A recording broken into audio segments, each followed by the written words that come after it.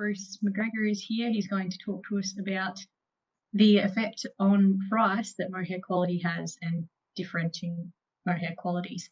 So yeah, take it away, Bruce. I'll let you know if anyone pops their hand up for a question or we have anything else. Sure. Well, we can ask questions as we go. So thanks, Georgia, and good to see everyone here on the webinar. So I've got a big PowerPoint here to show, and I'll just slowly work my way through it, and we'll try and discuss the positives and negatives of what we've found. So bear with me while I share the screen. There we go. I've got to share. Choose what I want to share. I'm going to talk about a project that was done on Australian mohair prices, and it was done when I worked with the Department of Primary Industry in Victoria. So that's some years back now, but I need to acknowledge that because that was where I was working at the time. And this work was funded also with the support of AgriFutures project, looking at, in fact, we had several projects that ran end to end. And so the outcomes of that work I'm talking about tonight. And so the issue about pricing relates to what many people talk about as premium quality products or premiums or discounts. There's different ways of viewing this depending on whether you're going sort of up or down the quality chain. So just as a sort of broad introduction, premium products have a special value attached to them compared with other products. So people are prepared to pay a premium. That's what it's referring to. We could spend all day talking about that, but we won't, because what I've tried to define here for this purpose of this and for mohair producers is that really premium mohair is defined as having the highest price. So you get a price premium or a price discount relative in the marketplace. So we're talking about commercial prices, and this is based on the different attributes of mohair. So the real question that growers often ask me have been questions like, well, what are the properties or attributes of mohair that are the most important in obtaining the highest price? If you're going to sell mohair, how do I get a better price for that product? And so we undertook a market analysis of auction prices. These are public auctions conducted in Australia for Australian produced mohair, and we ended up with 500 lots of objective lots with objective tests. So I'll explain that further as we go. And the objective tests that we had were conducted by the Australian Wool Testing Authority. So they're the official wool testing organisation in Australia for commercial wool, and they spend a lot of time and effort making sure their tests are accurate and in line with world standards. So I don't want to talk about that any further. It's just that the tests were conducted by somebody else. It wasn't us. It wasn't done by Prime Industries or myself. It was done by an outside party.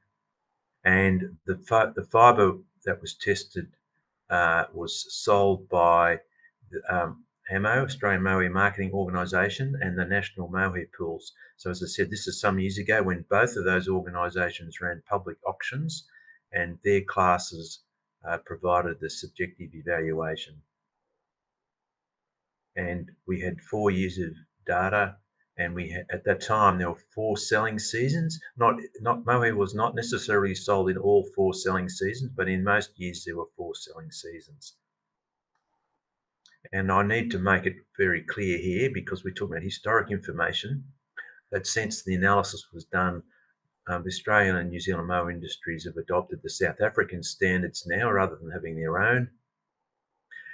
They're using South African standards and descriptors for mohair presentation, and obviously mohair prices have increased somewhat.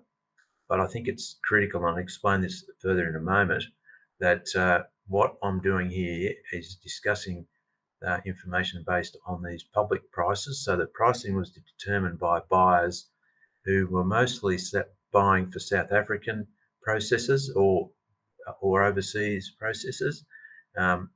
And we had this independent fibre testing. Now, all of this work has been published in a scientific paper, and I've got the reference there. So I worked with Kim Butler, who was a statistician, a very experienced statistician, and someone who was interested in wool. And so he was very interested in the work I did with mohair, cashmere, and alpaca. So he's a sympathetic person. He was interested to find out exactly what was happening.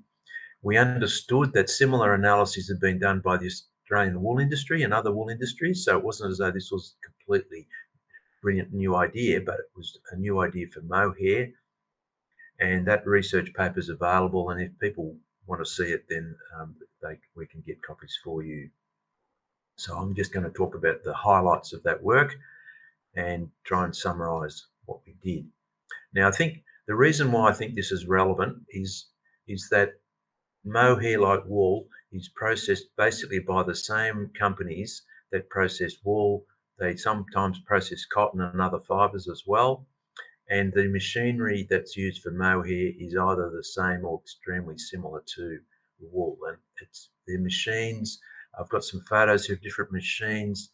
The machines are composed of moving drums covered in wire or similar type structures. So what we've got here are physical interactions between the fibre and the metal components of the machines. We've got motion in moving machines, and these machines are adjusted in different ways depending on the fibre diameter or the length. But typically they're set up for what we might call a standard product. So that if they're processing fine wool, for example, usually the settings on machinery for very fine wool will be different from, say, carpet wool, because there's a big difference in fibre diameter. So we've got in the top left of the screen, we've got a carding machine. There's lots of rotating drums there. On the top right, this is a gill box or drawing machine. So lots of slivers being interacting here with the metal components, and it's moving at speed. We've got a spinning machine here at the bottom left. And this is actually a photograph of some of the work I was doing at the time, but it's a spinning machine, and the fibres are interacting with the spindles and so on, and they're being drawn out. There's physical things happening. There's friction properties occurring not just between fibres, but between fibres and the metal. And then the bottom right is a sophisticated modern knitting machines. And again, it's metal parts moving with the fibres. So the reason for talking about this is that the principles here are important. It doesn't matter whether you're processing wool or mohair, the same sorts of responses occur with things like fibre diameter, length, and so on. And that influences the speed of the machine, the output, the waste. There's a number of things that come in here, which I don't want to talk about today, but just say that the principles I think are important, even if it's been some years between the work. Now, the information we had, we received this from the brokers. So this is the results of the public sale. So a sale was held. Here's a report, and with the testing results, I checked all the test results that I could. So I went back to the actual information coming from AWTA, for example. But some of this is fairly obvious. So the selling year and the selling month or season, the agent, we actually had two agents. So there could have been differences. We had different lot weights. There were classifications which we call mainline, like kid or adult or whatever. Style grades, subjective length grades. We had subjective vegetable matter, so it was free or vegetable matter contaminated. So these are visual assessments. There were assessments for stain, light stain, heavy stain. We had Kemp faults, we had cotting. There were a number of other ones as well. They were the main ones that were important. And then the objective tests, including clean yield. So mohair is usually sold on a greasy basis, and the clean yield is how wool is usually sold. So we wanted to see whether the clean yield measurements were important. Then mean fibre diameter, we had coefficient of variation of fibre diameter and vegetable matter content. Now, we also had, in some cases, colour measurements, but there weren't enough to be included in this analysis. And I've actually done further work on that, which we could talk about at another time. So what we did, Kim and myself spent several weeks doing this, trying to work out how to explain the price variation using that information, those pieces of data. And we ended up with a statistical model, or a big equation, which I'm going to show you in a minute, just so you can see it. But we're going to look at the statistical model explain 98% of the variation in the price of greasing mohair. So that was certainly better than I expected we'd get. And that means that other factors that we didn't have any information about could not account for any more than about 2% of the price. And so they can't be very important, because 98% of the price was explained by the factors I'm going to show you in a moment. And this is the terrible equation. I don't expect you to remember it. I just want to give you an idea of what's coming. So what we found was that there were interactions between the agent, the selling period, and fibre diameter. And you can see here, this is a square function here. So if you can remember school maths, that means there's going to be a curve involved. It's not a straight line. There are also interactions with the length measurements. So, what length, ABC, whatever length. And we had also interactions with vegetable matter here. So this vegetable matter was important, and it interacted with fibre diameter. So this is a bit tricky to unpack. So I'm going to unpack it in small pieces and talk about the principles that what is this equation trying to tell us about the interactions between quality and objective measurements. So it's important to note here that in this equation, there's things to do with time, that's the period function. There's things to do with length, so that's subjective assessment. Also here with the style issue, so that's a subjective assessment. And there's also these objective measurements, but clean yield wasn't in the model. So just looking at the relative contribution of these factors. So this is just trying to give you a feel for how important they were. So if we only used in the model mean fibre diameter, we would have accounted for about half of the variation. Length, style, whether it was kimpy or stained and so on, accounted for about a quarter. Selling period and agent was also about 20%. And vegetable matter, while it was significant in the equation, only accounted for about 2% of the variation. And if you're talking to farmers, you say, well, what can you do? What are the things that farmers could influence? Well, you can't influence the selling period. I mean, that just happens. That's time. You can't turn back the clock. You can't do anything really much about that. I mean, maybe if the prices are really low, you might keep fibre, but that would be the only thing. If you forget selling period, what you can do influences with diameter about 2/3, 67%. About 1/3 is length, style, Kemp and stains, and then vegetable matter again. It's important, but it's not, given the way mohair is being prepared and sold, it doesn't explain a lot of the variation. There wasn't a lot of VM fault mohair, but it can be important if you've got it. So it's in the equation for a reason, but it's not the big thing. So as I was saying, because there was a square, in fact, a cubic function as well, we've got this interesting shaped curve, and this is the average mohair price at the time and how it varied with fibre diameter. And what we've used as a standard here was what was called A-length mohair, typical average mohair with very little VM in it, so 0.5%, regarded as being free or nearly free. And so what this shows was that the peak price was about a 25 micrometers, and then the price followed this curve downwards. So it's interesting that it dropped away a little bit here. We think what was happening here was that some very fine mohair was sort of short and a bit VMy, bit of not quite that good a quality, and clearly the buyers, and they're probably in small lots, but this was real. We tested this out to make sure this just wasn't some weird thing happening. It was a real result at the time, but you would probably be better to think about mohair prices being peaking at about 25. And I know these days there's more mohair that's at a finer level, so could be peaking at 22. But we had very little at the time at 22. So in this case, it's peaking at 25.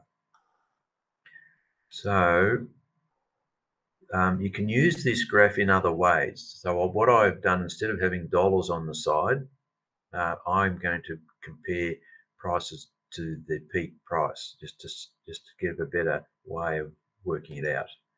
And so we're going to compare things to 25 micron. You could do it at 22 if you wanted to, but if you just say at 25 it's worth 100% of the value, then what happens as the price declines, you would end up with a curve of this shape.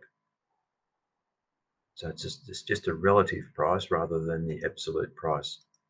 And so you've got this big drop off, and looking at that, once you get to about 30 micrometers here, 30 micrometers, what you've got is mohair being valued at about a half of the value at 25.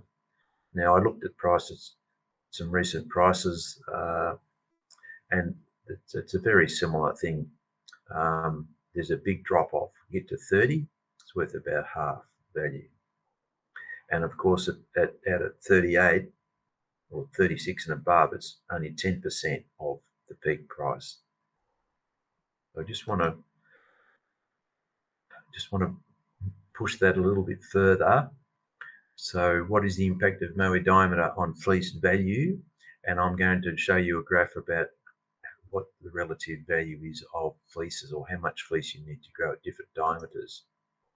And this is the graph. So what I'm going to do here is to say, how much mohair do you need to grow if you can grow 1 kilo at 25? How much would you need to grow? So because the price is only half at 30 micrometers, you need to grow 2 kilos. And at 34 kilos, you need to grow nearly 6 kilos to get the same value. So this is pointing out what would happen at 33. You'd need 4 kilos at 33 micron to have the same value as 1 kilo at 25. And if your animal here was able to grow 4 kilos, then you'd need a goat growing 16 kilos here to have the same value. I haven't seen too many goats that grow 16 kilos. And this is just another example, just going right up to the extreme at 37 or 38 micrometers. You'd need a substantial amount. Now, this is the general result for length. Just look at length, what was happening. Now remember, we're comparing everything to A length. These days, this would be B length. Doesn't matter. It's all relative to that. So most people, A length is pretty good. If you can grow A length, you usually get a very good price. B length, a bit shorter. What's the story? And C length, which was a problem in Australia about 20 years ago. C length mohair on average is receiving about half the price. Now that's the average response for C length. I'm going to talk more about that in a moment. And people who have cottted mohair receive fairly substantial discounts. Now there's not that much cot around, but there's still cottted mohair, and the production prices lose about 40 to 90% of the value. Okay. Now I said that was the average response. When you dig deeper into the result, there was an interaction happening. And so I've got a graph here for A and B length. Whoops, sorry, just go back. A and B length mohair. And this is the price deviation. So we were talking about the average response here, where there's no difference, so at 30. So if you end up with C length mohair that was finer, there was actually a bit of a premium, right? Plus 12%. So that's relative to the 48% discount. So you lose half, but in this case, you end up getting about 12% of that back. So there's still a big discount there, but it's not as great. So fine, short mohair wasn't as bad as coarse short mohair. If you had short coarse mohair, you had an additional price penalty of about a bit more than 10%. So there's a bit of an interaction going on here, which sometimes could be confusing. You've got fibre diameter and length interacting on the price. So just reinforce the point. This is what the buyers were paying. It's got nothing to do with me. It's what the processors are doing. So they're able to use short fine mohair, obviously, relatively easier than slightly coarser length mohair. And there's B length mohair in between. Yeah, if it's fine, yeah, there's a benefit there. If it's coarser, well, there's a bit more of a discount.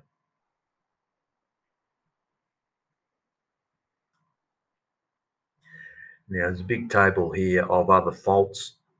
Hopefully, most of these have been eliminated from our clip, but this is the situation that was based on the options. So we had A-length fibre that had Kemp and very little vegetable matter, nearly free vegetable matter. So the Kemp was causing about a 30% additional discount. B-length mohair, well, discount was a bit slightly more. We mentioned COTS already. Vegetable matter in fine hair was about another 50% deduction. Overgrown hair, so shearing's at the wrong time, about 56%. And then there were discounts for stain. So in this case, light stain had a 70% discount. So irrespective of its diameter, it was getting discounted a further 70%. And if it was very, very kempy, well, got discounted further 90%. But people certainly don't want that. So these are additional penalties that were there. So the discounts. So the discounts effectively multiply. So if mohair is coarse and you have a price penalty of 30%, but it's also stained, then there's additional penalty. And these interacted. So that equation, that horrible equation we had, was showing there's these interactions, and I've plotted some of these here just to give you an idea. So we've got fibre diameter. This is the price deviation here, and the different grades. So we'll just talk through these fairly quickly. So this is Kempi B-length fibre. So there's a bit more of a discount. I mean, this slope's not very great, so not particularly important. But for A-length fibre, there was a substantial discount here for Kempi fibre. They don't want fine Kempi fibre, even if it's long. And relatively speaking, you got a little bit better off here. Now, you can say, whoa, that's a 40% premium, but you've got to allow for the fact that there's already a big discount out here at 35. So I'll talk about that a little bit more in a moment. And then the same applies to this graph, which is very steep. This is the main line, very Kempi AB length. So it's sort of mixed fibre length, but very Kempi. And it looks like there's a big premium here of 150%, but that's 150% on all the other discounts. It's all relative. So it's already gone down 90. So if this is saying it doesn't go down 90, it might only go back 75 or something, whatever that multiplication is. And the other complexity I mentioned is vegetable matter fault. So here we had objective measurements from AWTA. So I don't know of anyone else who's tried to explore this, but what we found here was we're comparing everything to about 0.5%. So 0.5% is regarded as free or nearly free. You can see a bit of seed or vegetable matter in the fibre, but there's very little. And most buyers, as I understand it, sort of assume that that's about where it is. Measurements that come in below that, a lot of buyers say, oh, well, measurements and sampling's not perfect. Let's just assume it's here. So that's why there's a sort of a strange thing happening, because they're saying, well, you think it's really fine, but I've got very little V in, but I'm going to assume it's got some that's going to be here. So that seems to be their behaviour. But once you get out to to above 2%. You can see this lower graph here. This is the fine mohair. It's a 25 micrometer mohair. There's quite a big discount.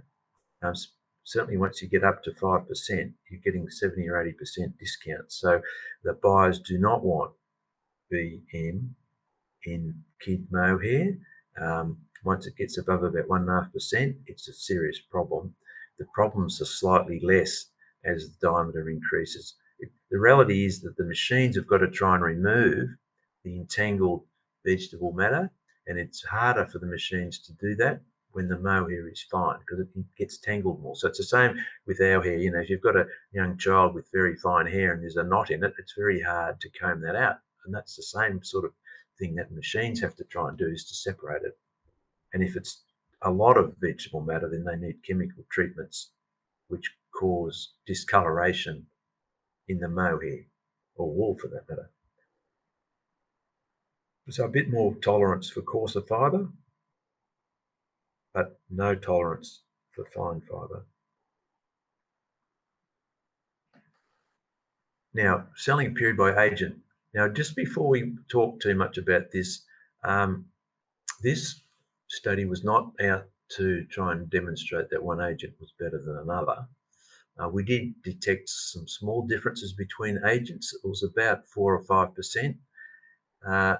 And when we looked at what the agents sold, there were slight differences in what they sold. So, you know, an average result for different agents, if they're not selling exactly the same types and qualities, then you're going to get a slight difference in the mean price for the agents. And of course, they also sold at slightly different times. They didn't all sell on the same afternoon. They were several weeks apart. So if there was a period when the prices were going up, then the agent who sold second might have got a slightly better price. We weren't trying to prove one agent was better than the other, and so we didn't talk about it then. It's not talked about in detail in the research paper either, because that wasn't the purpose. And if we'd had that as a purpose, then the agents wouldn't have collaborated with us. It was just a sensible thing to say, look, we can give you the information we found, but we're not going to publicly talk about it. Now, the selling period by agent accounted for, as I say, about a quarter, 22% of the variation in the price. And the response to fibre diameter differed with period. So period is like the year and the season. The responses differed, and there was no selling season within a year which was better than another. So because we had 4 years and effectively 16 different points here, you couldn't say our autumn was better than spring or anything like that. That wasn't something that was significant. And of course, the selling period issue relates to changes in demand and textile fashion and so on, and sometimes in exchange rate. There's a little bit of exchange rate variation, which you can't control. So it's interesting to try and quantify what's going on. So this is a graph. This is a bit complicated.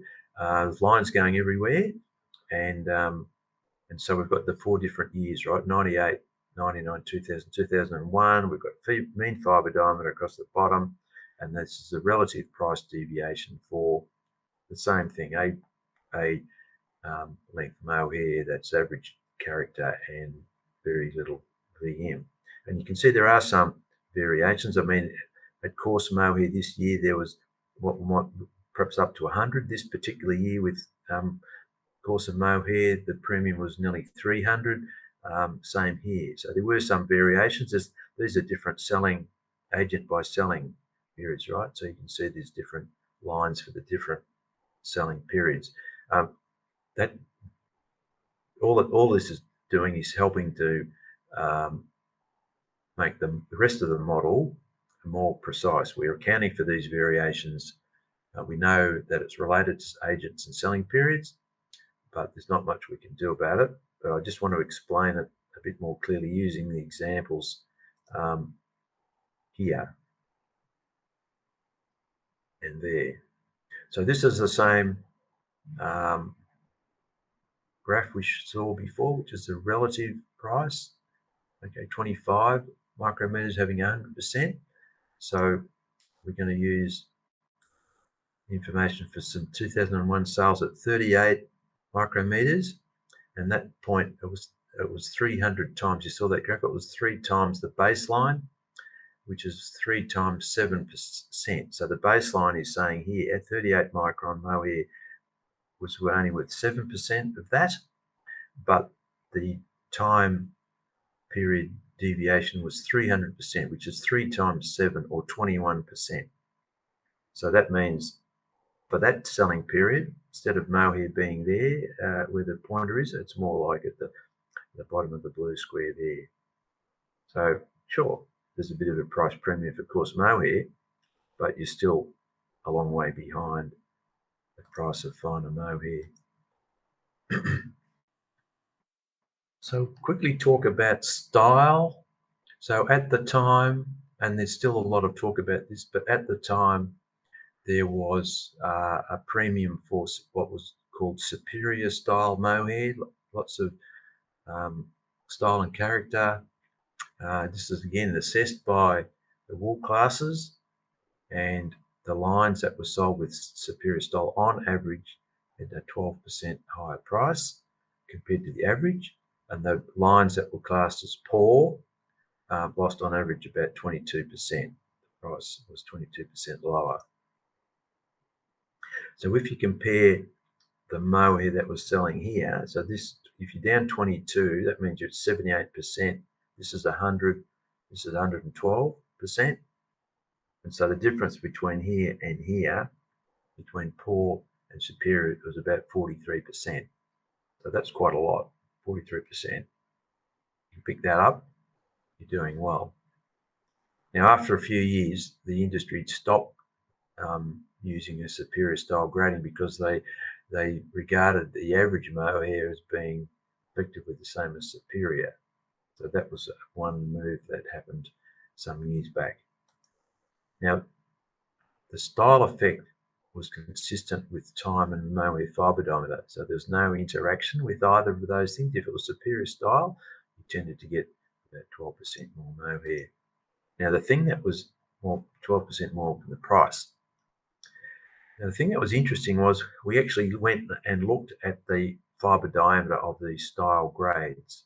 So fibre diameter that was regarded as fine kid, that had superior style, averaged 24.8 micrometers compared to average style of 23.7.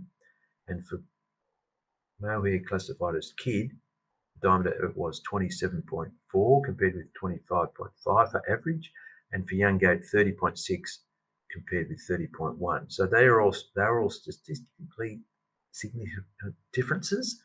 And so what you've got here, say with kid, is nearly a 2 micrometer difference in diameter.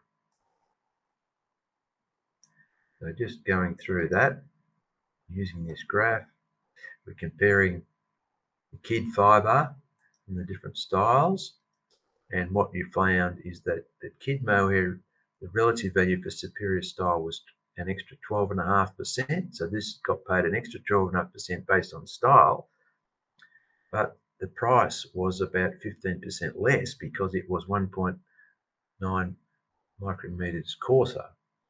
So these two differences effectively cancelled themselves out. Sure, you could talk about superior style getting a higher price, but it was actually a little coarser. So that was interesting. So look, just to try and sum up, we've talked through a whole lot of price information that we an analysis we conducted 20 years ago, a bit over 20 years ago. I think the principles are important. They won't change because they've stood the test of time with the wool industry. They do vary a little bit with time, but they're very, very informative when it comes to, well, what sort of goats can I breed? You can use these sorts of price signals in genetic evaluations of animals, for example. And so it comes down to the practical thing, well, what can you do to produce premium mohair? So I've just summarised a few points. I've talked about this at other places, and some of the other webinars that have been held here cover some of these topics. So, you know, the first thing that you would say is you'd feed your does well during milk pregnancy and lactation, because actually that can affect the skin follicle density of the kids, and kids with a high density of skin follicles will grow finer mohair for their life. So that's a lifetime thing which will improve the value of the fleeces. Shearing goats at the correct time, well, that's trying to avoid getting C-length mohair or overgrown mohair where there are quite big discounts.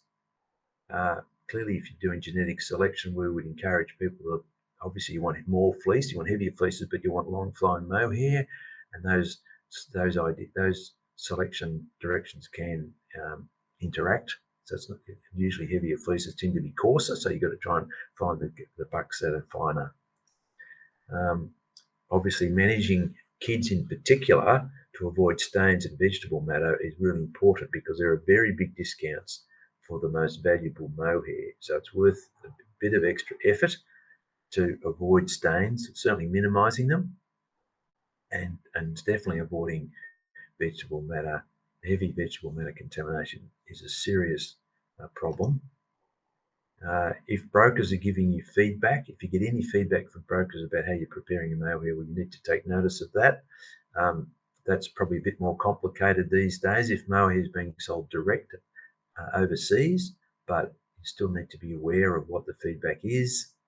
And the last one, obviously, relates to culling goats. So, if you have a choice between a goat that's growing finer mohair in a reasonable amount and the coarse one, then you need to think carefully about which goats you cull, because it could well be that the coarser animal is producing lower dollars per head than the finer ones.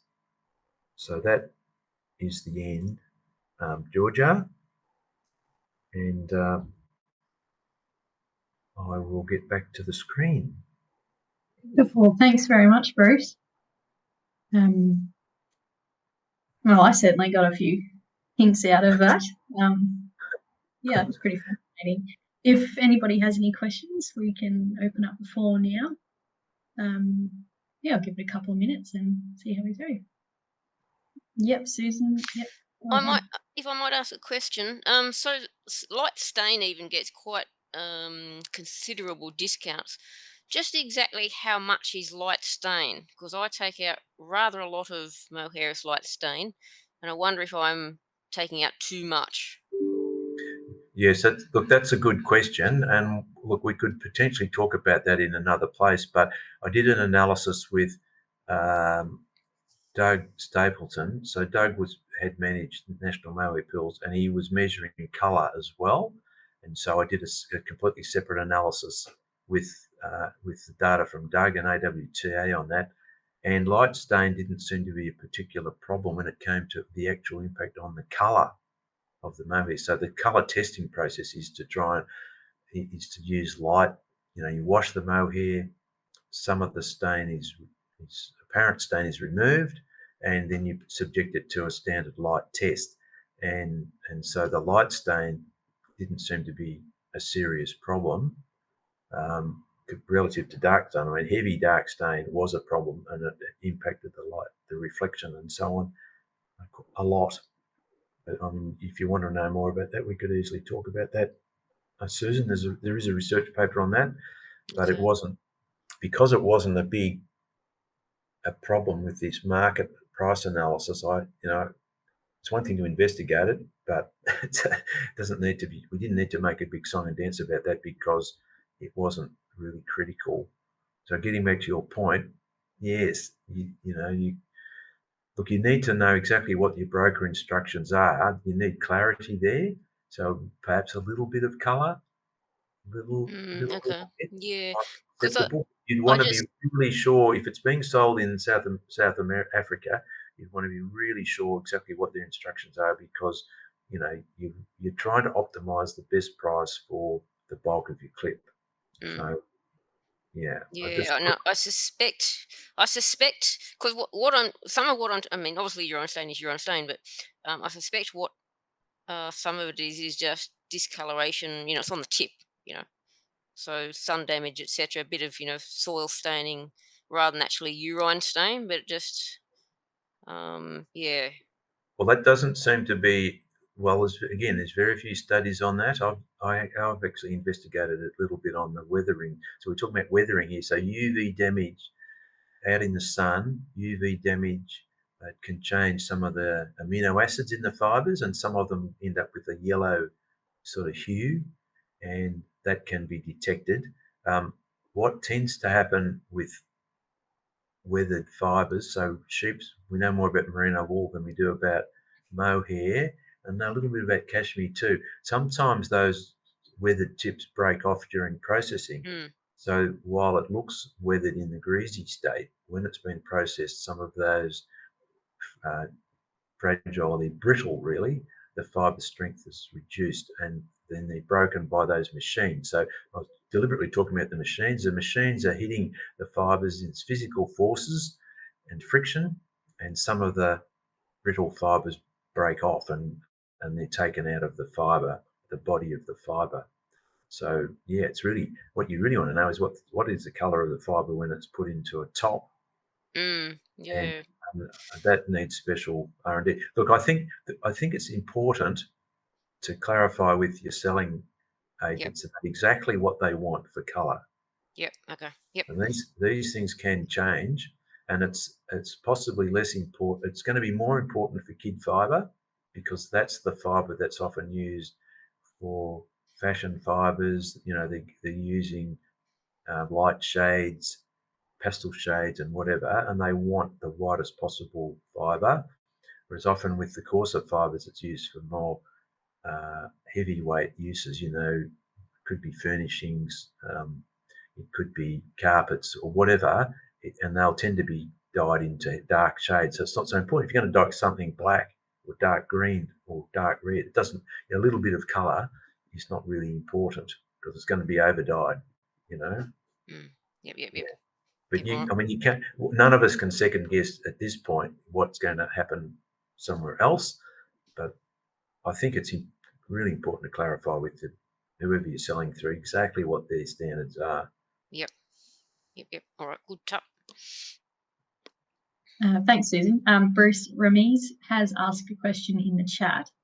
He's asked which place is best for quality mohair production, as in which country, based on available data. I think we can be a little bit biased there with, yeah.